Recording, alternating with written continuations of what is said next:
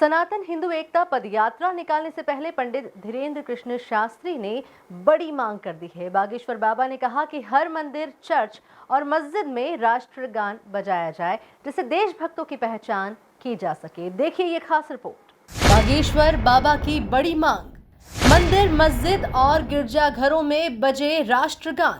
देशभक्ति पहचानने के लिए बागेश्वर बाबा की मांग।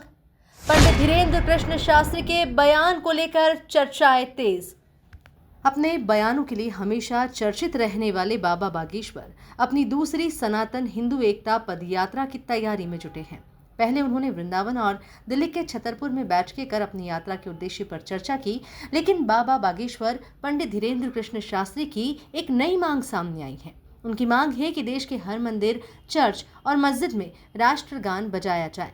ऐसा करने से हम देशभक्तों और गद्दारों की पहचान कर पाएंगे। हम अपनी लड़ाई नहीं लड़ रहे। हमको ना तो देखो नेता बनना है, ना किसी पार्टी को वोट दिलाना। हमारा एक ही ध्येय है, हिंदू बच जाए।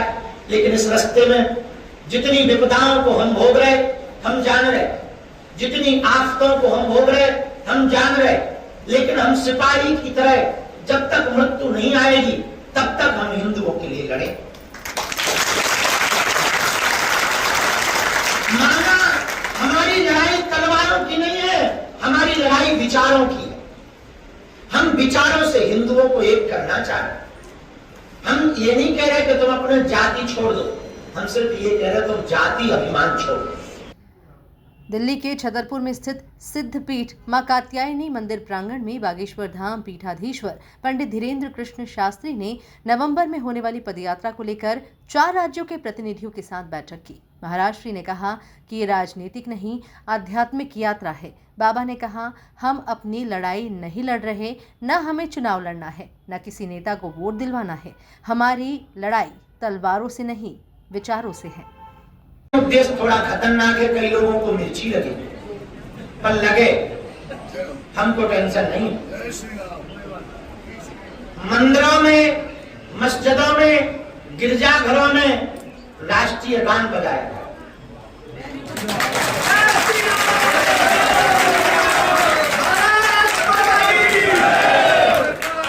भले ही सप्ताह में एक दिन बजाया जाए, लेकिन बजाया जाए ताकि देशभक्त, देशद्रोही सामने लाया जाए।